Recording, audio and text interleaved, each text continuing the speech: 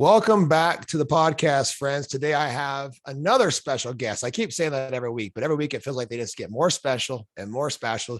Today is one of my amazing mentors, my original mentors in yoga, breathwork, meditation, all those incredible things that we use to grow, to heal, to transcend, to evolve, is Catherine Devine. If you guys don't know who Catherine Devine is, she's an incredible coach, healer, teacher, visionary. And her work is one where she uses, earth energy to help people to transform and heal themselves. And we go back, Catherine and I go back to Kokoro Yoga, which I'm trying to remember when that was. It was about 4 or 5 years ago that we were in that certification. 5 years ago, when, we spent 2 weeks together on the mat. Catherine Devine, Mark Devine, getting a certification with Kokoro Yoga, which she is the co-author of Kokoro Yoga with Mark, and is also now an author. Recently, you launched a book about a year ago, I think, Sacred Silence, which is a beautiful read. If you ever want to explore the power of silence, is what we're going to explore today. So, Catherine, it is such an honor, and I'm so excited to see you and have you a part of the show and just to get a chance to connect with you. So thank you for being here. Yeah, thanks for having me, Ryan. Yeah, this is awesome. So, Catherine, give us just a quick story about what is it that has led you to this place in your life where you are all in on being a healer, an energy work, this path of being a teacher. I mean, it's like, how do we explain to people what we do, right? Healer, visionary, teacher, coach, like all these different things that it encompasses. I like even the word like a guide. Like, to me, above all else, what you do and what you helped me understand is like you just guided us through an experience to be able to become someone who's able to guide themselves. Right. And so what part of your story do you feel like resonates the most to be able to share that lets people say, like, get a little glimpse into your life and why you're doing what you're doing? Yeah, I think, the word guide is wonderful, facilitator. I mean, all the words don't describe it ultimately. I've had that conversation quite a few times with different people. It's like, what do we call ourselves? And co-journeyers, Sherpas, right? There's so many different things. But I would say what brought me to the path was ultimately birth, right? Arriving on to the planet and being born in with the intuitive healing awareness that I had. And like many, there's an amnesia phase that happens. So like as a kid, you know what you're doing, or you just do it naturally, and then it gets socialized out of you. And so then it got socialized out of me, I forgot. And really what brought me to the path of teaching, and then, speaking about earth, the yoga, the breath work. I was an avid backpacker, spent a lot of time in nature by myself, as well as with a core group of friends. And I was a professional cook in Los Angeles. My life was really stressful. It was high pace, fast, and I was in physical pain.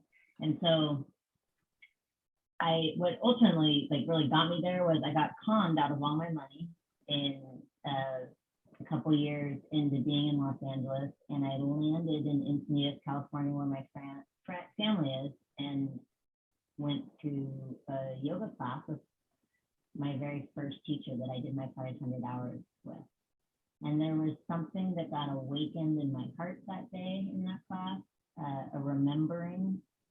And I just knew I needed to do this training. And so that was where I turned the corner, I would say, into connecting back onto both feet on the path.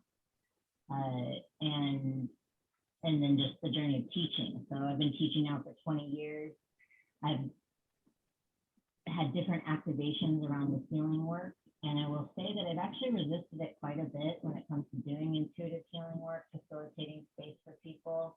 And just these last couple of years, I've really acknowledged that that is part of my dharma, my purpose, and to put both feet on the ground, both feet on that path, and walk it. Well, I'm excited to hear that you're finally come to a place where, there's this acceptance a little bit. I was what I hear from you that this is why you're here. It's part of your dharma. It's part of your purpose to be a healer, and somebody who is in your presence, and in that, from a student perspective, it was incredibly clear that that's your purpose. So it's always so easy for other people to see maybe sometimes, but it's like this acceptance for our own power, our own gifts. So, a couple things you said there that I think are incredibly important to understand is you said that you were living this life that was very fast paced and your body was in pain. And, so when you found yoga, which is a very vast conversation, like some people, may not understand fully what yoga is, right? And all the different components of yoga. But when you found yoga, you begin to remember, and that set you down a path of self-actualization, realization, of healing, right? So staying kind of in that road, like what was it that you feel like is the most uh, impactful or powerful component of yoga that led you towards a place of healing, right? That was able to slow things down enough to where your body was able to heal and no longer be in pain and so on. Like, what was it about yoga and what aspect of yoga that led you to a place of healing for yourself? Yeah, it's a great question. And it goes to the topic of what we're going to talk about in that way of silence. Mm-hmm. The It was really the meditation. I mean, the breath being the gateway into that meditation. And I'll never forget well, I really resisted, and I talk about this in my book. I really resisted sitting still and meditating. It wasn't easy for me. And I at first really thought it was kind of a waste of time. And then as I continued doing it daily, there was this one meditation, I'll say it was about 6 months into my practice. And I was sitting on my mat. It was, that silence, the breath, the beingness, the presencing to oneself. And I got a very direct image that I had like a metal shell or armor around me. And that all these identities that I held on to as who I was in that moment, and a lot of them being pretty damaging in the sense of like, I'm an angry person, the world's out to get me, like these certain beliefs that I had adopted and or just conformed to. I saw it in an image, and I realized there was a choice in that moment that I could either continue to live that way, or I could start to take down the armor and really live from a heart space. And so I will say that meditation is that vehicle for me that really woke me up. And I say it I think it saved my life. Not only because I lived my life fully more after, I've been meditating, but also I had a hard time. Like, one of my first thoughts was always like, just like super disappointed I woke up, and I was 25. So sad. Right. Right. Yeah. So in that idea of meditation, the conversation that we're taking on here is the healing power of silence, right? And I remember you mentioning that in the very beginning of our certification, and me being very curious about it, and now that years later, and however many hours of practice have gone into that, like, I have become much more aware of the fact that silence is, to me, the most healing mechanism there is. Like, the ability to be in that silence, to be okay with whatever's coming up, to not attach to it, to not identify with it, the sensations of the body, the thoughts, the images, the beliefs, the different concepts we have of ourselves that are somehow conditioned from our past or whatever. When you're able just to let them all be there, they begin to dissolve and fall away, and what's left is who we really are, right? Which changes our self-concept, and then we are able to operate from this place that's so much more pure, right? So for you, like, what was that experience like? This idea of, I mean, interesting to hear, like taking down the armor, right? Like in that silence, what's that experience like when you be first are aware, like, oh my gosh, there's this armor around me. What's that like to take that down? What's that experience like? Well, there was a lot of resistance, because there was that part of my false self that said, no, wait, like this is what keeps me safe in the world. Mm, And so there was a lot of grief. And I would say grief with all in the phases of it. There was anger, there was sadness, there was denial, right? mm, And there was also then an acceptance when I, in that meditation, said, okay, I'll do this. So those are, some of the stages of grief. And it was, there was a dance with what you just said about like these thoughts, these ideas of who I thought I was in that moment, and then this kind of like glimpse into that there's a deeper truth about who you are. And so looking at that resistance and saying, okay, I'm going to get curious about this deeper truth about who I am, which is more of a vibrational field than an identity in itself. And so that took courage. It took surrender, like, which I didn't like that word at the time. right. It's vulnerability. I didn't like being vulnerable.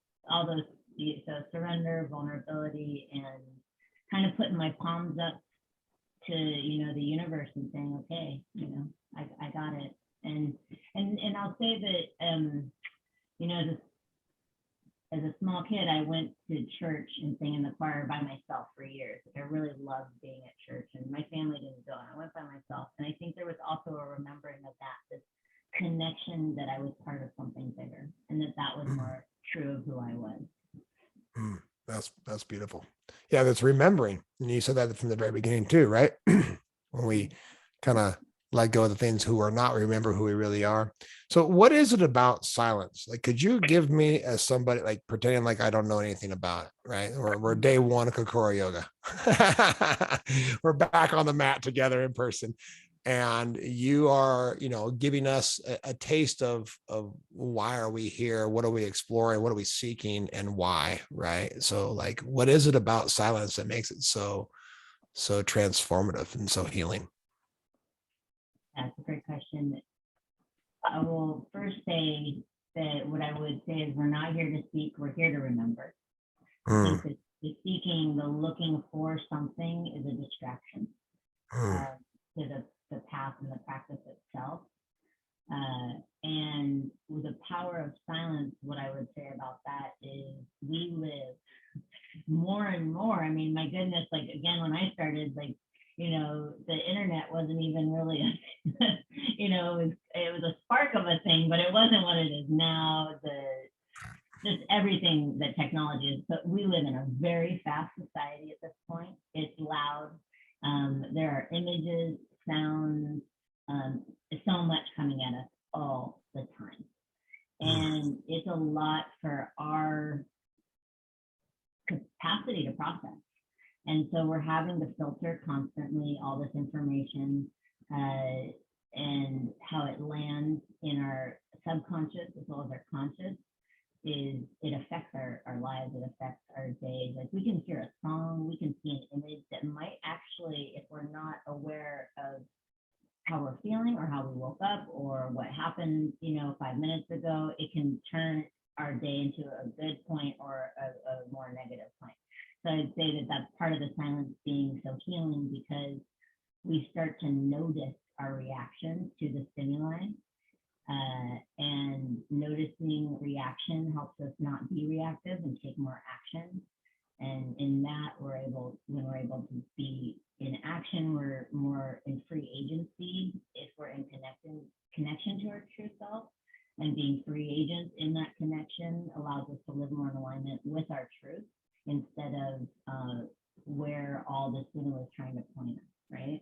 And I would say, especially in Western culture, there's a lot of consumerism, there's a lot of noise it doesn't want us to presence ourselves and connect with more of that truth in that journey. And that's there's a lot you can unpack there, right, around social change, environmentalism. And so going to the silence piece, why is it so challenging? I mean, how many times have I heard, but thousands of people I've heard, I can't sit still. I can't sit in that silence. And it's like, oh yeah, you can. I didn't want to either. And why? Because we're uncomfortable. Well, if we're uncomfortable with ourselves and we can't even sit with ourselves in a quiet space, how present are we in any relationship we're in, whether it's professional or personal?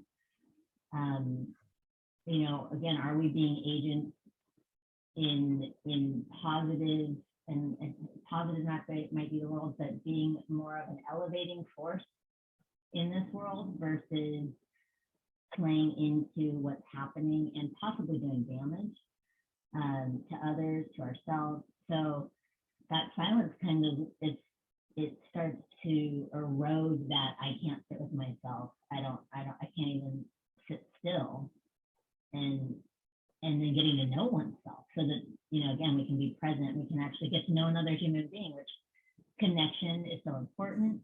We're hardwired for connection as human beings. That's been proven by science. You know, community is so important. So the more, again, we can be with ourselves, the more I think we can be of service. And that's the power of silence, being of service, you know, to overall community. Yeah, so you said a ton there. One of the, you know, the end there is about like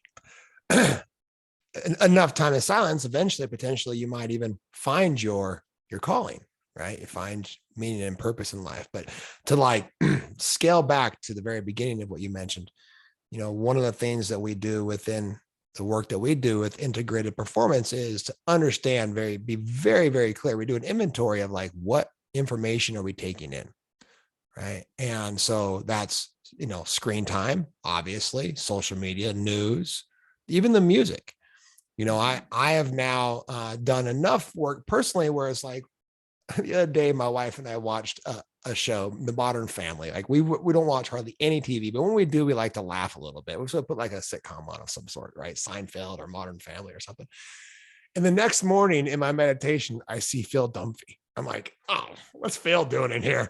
Right. And it's amazing how much that influences our subconscious mind, right? And imprints into our nervous system. We're not even aware of how much information is coming in. And, you know, I heard this once, Catherine, I don't know if this is true or not, but that 100 years ago, compared to today, in 1 week's time, the average teenager or, you know, the 25-year-old, that age group, is taking in more information than we would have in a whole entire lifetime, you know, 100 years ago. I may have even learned that from you, potentially. I'm not even sure where I learned that from, but yeah, I believe it. Yeah. And then to be unaware of the fact of how much that impacts our decision-making, our ability to connect, even just our concept of ourselves, our ability to feel safe in our own bodies, our own environments, and then therefore in the world to like take chances and risk and be courageous. So to slow down enough to know like what's going on in there. Right. And for me, that was part of my journey of like overcoming, you know, what at one point was experienced as suicidal depression. Was like, once I started to sit still and be like, well, what was that? And where'd that come from? And really not even having any idea, not having to understand it, just realizing like that's in there. It's time to like excavate it out. Right. Like legitimately the silence is like taking an excavator into your subconscious mind and be like, that doesn't belong, you know, and like dumping it off to the side, like set that down. And just being aware of like how much is going in. You know, we now basically only watch like Disney movies in our house. Like it's only if it's like happy and joyful and positive and loving that we even turn something on in our own home, you know. This ability to notice and not attach. So when we're in meditation, we're in silence, and now we've maybe got past the point of being still long enough to actually notice, right? Because stillness comes first. You have to actually sit still long enough to even be able to pay attention to notice.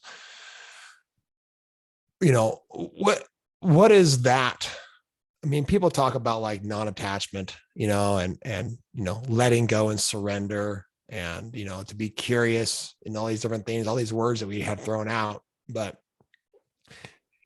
that ability to notice and not to feed the narrative, to not like attach to the actual story that your mind is telling, or the concept of yourself, or the belief, like, can you help me unpack that a little bit further? Like this ability just to notice without being involved in what's Yeah. happening. Yeah. Yeah. And I'll say what you just said too, like, the word surrender, let go, it would, those words even in some ways sometimes imply an action still. So there's just like a softening, right? Opening, like, sea anemones that like open up and then they close if you like to touch them in the tide pools. It's that like letting our soft bellies be exposed, letting ourselves be really open. But to your question, one of them is, which, I mean, this is a big one, is recognizing that we're not our thoughts. And so it's like, what does that mean? Like, and I've been through some existential crises for sure on this one, where it's like, well, if I'm not my thoughts, like what, how do I choose what kind of coffee I like? Do I even, want to eat that anymore? Or do I like that? Do I not like, so it's, all these dualistic things of this is who I am, this is what I think. So there is a lot of attachment in that. So that goes to what is non-attachment. The first one is recognizing that, again, a lot of our likes are dislikes, and that links to our thoughts, all are really conditioned, and it's conditioned mind. And in some of the teachings, we even say that could, if you believe in reincarnation, come from a past life, and whether that's true or not, what I do know is we start getting programmed the minute we are born, by the stimuli, by who's around us, by what's being said, whatever, television shows being played in the background while we're being given a bottle, right? All of that is going into our being. When we're at a store at 3 years old and we see the advertising, those images play into our own identity. So non-attachment, starting to recognize a lot of the thoughts that are going on of, I like this, I don't like this, this is what happened and that makes me mad, this is what happened, that makes me happy, that those are all narratives, they're all stories, and they're not who we are. So then how do you separate from them? Well, the first one is recognizing that at least that you're going to buy in a little bit to playing the game of looking at that might not be who I am. Because I'm just going to accept like that's not who I am. That's, I think, for most people, not realistic. So it has to be like a buy-in, like, okay, I'll play the game. I'll play the game of like, maybe I'm not myself. So now I'm just going to watch them. And if I watch them, like kind of how the stock market has like the, numbers scrolling through. If I watch them in that way, what happens? And then most people notice when they sit and they start to breathe, and like you said, stillness being a prelude to silence. If at first they don't want it, the sitting still, it's uncomfortable, my body this, my body that. So it's like, oh wow, I'm super identified with my body. So let me get myself in a comfortable position. And then, okay, these thoughts are going, and if I'm not these thoughts, if I'm playing that game, what am I? And then it's like, oh, but I just got into that thought about something that happened yesterday, and it took me 5 minutes, and now I'm realizing I was completely immersed in that thought.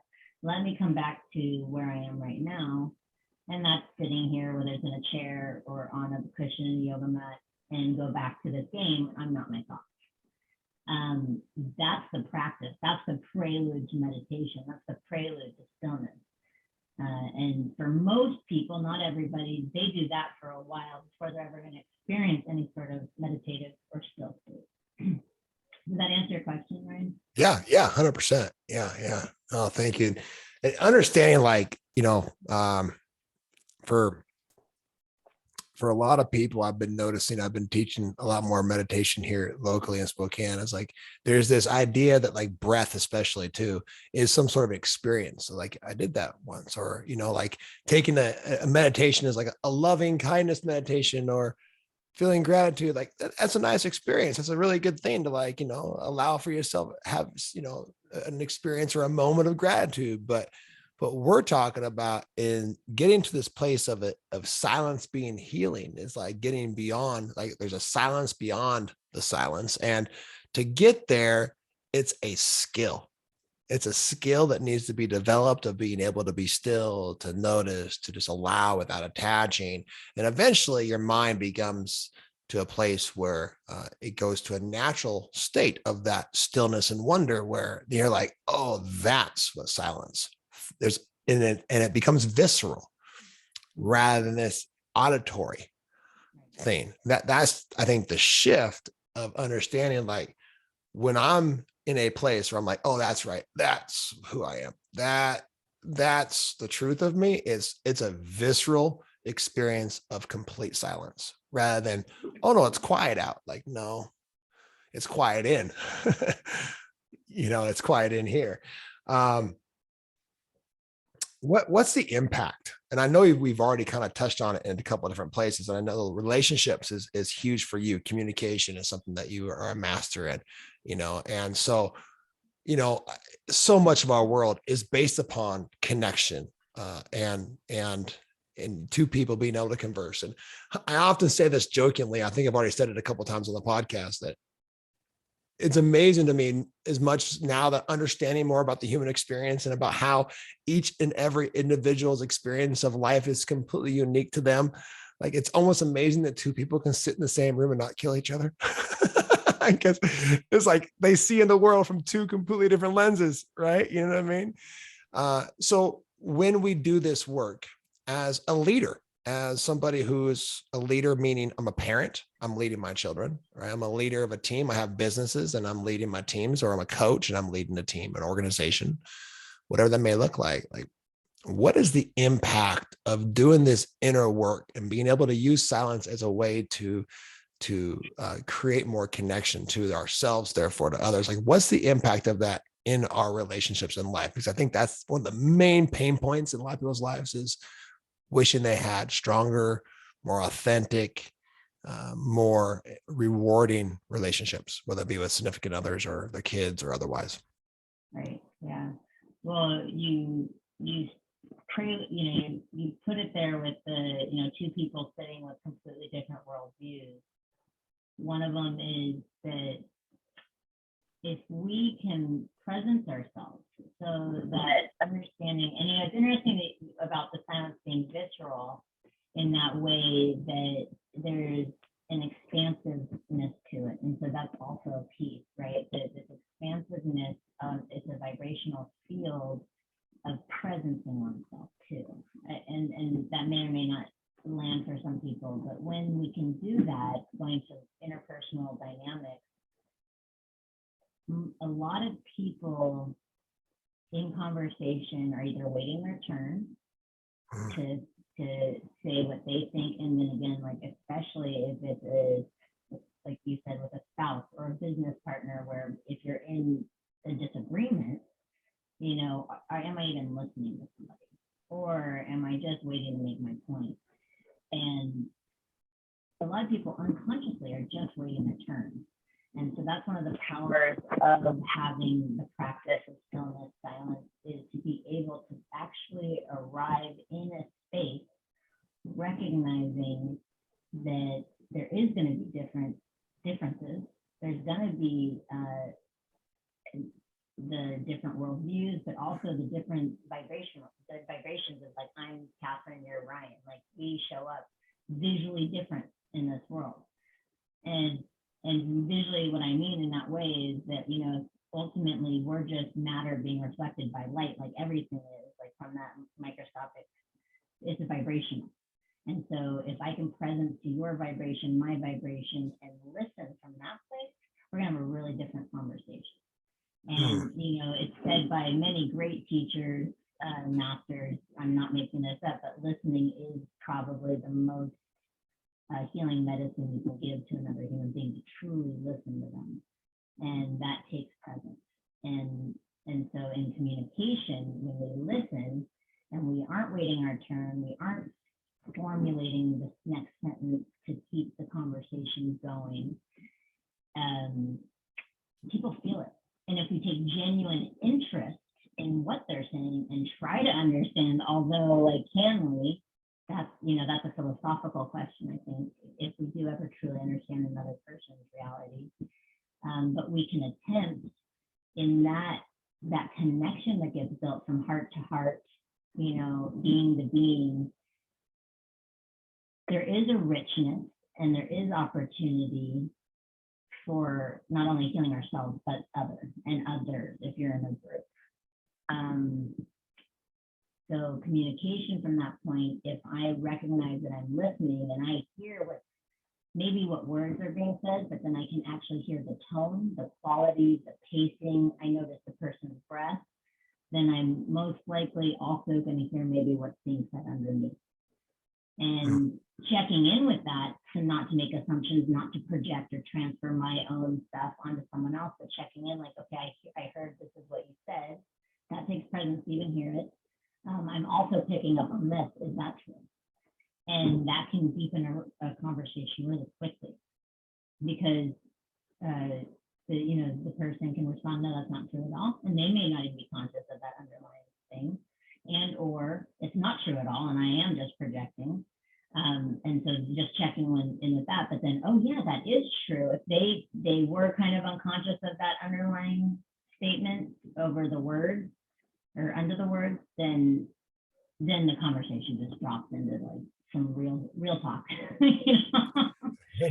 Beyond the surface level. Yeah. And I would say, like, imagine if we all just like dropped into that at the grocery store, at the coffee shop, at the beach, at the wherever. If we just all dropped into that, it'd be a different world. It'd probably be a more peaceful world. So I think that's well, that's what makes like somebody who's a good coach to a great coach, right? Or is somebody who's truly able to listen without their own filter and preference and story and projection onto that person that you should or you shouldn't or whatever that may look like, right? Is to have done enough of their own internal work to be just here fully receiving, opening, and being able to just find any way possible to be of service to the other person without their own agenda, right? Yeah, that's why I answered that question the other day around like, what makes you a good coach? What have you learned over the years? And I said that I was like, I don't even need to know anything about somebody's like business, what they do, like, right. I don't even understand it, because what I can do is I can be present and I can hold space, and that in itself, because we all know, we all have our inner wisdom. So just holding space and being present as a coach, that opens the door for people in a way that, all the tools, all the things that get taught in training don't even touch. And that's my opinion, obviously, my humble. Yeah, right. Well, I agree with you, so to wrap come back full circle, right, is like presence is the outcome of sitting still, being in silence, becoming familiar with yourself enough to know and to be able to cultivate the skill to be present. And now when you're present, you're able to connect. You're able to connect with yourself, you're able to connect with others. Your relationships change drastically, because when somebody else is in a triggered state or whatever you want to call it, you're not making it mean something, we had my wife and I were sitting on the back porch a couple of days ago, and she was telling me something that she was really excited about. And I was like, oh yeah. And that's great. I love that terminology. She was reading a book about shadow work, right? And we do a lot of shadow work with people. So we're always talking about, shadow integration. And I was like, oh, I love that. The integrated adult. I love that term. That's really fascinating. And then I was like, how would that, and so I instantly went back to like my mind of like, how would we integrate that into our program? Right. Well, in that back and forth, like engaging conversations, she somehow thought I wasn't listening. Right. And I was like, I was totally like embraced and engaging with you. And I recognize how she kind of shut down. I'm like, uh, I've noticed that you feel like I'm not listening to you. Is there something that is something else that you didn't feel heard or whatever? So in this conversation that could have let our the rest of that evening down, where she was like, oh, he doesn't value me, and all these other stories could have popped up from that, she kind of sat with it for a moment. She's like, no, that's on me.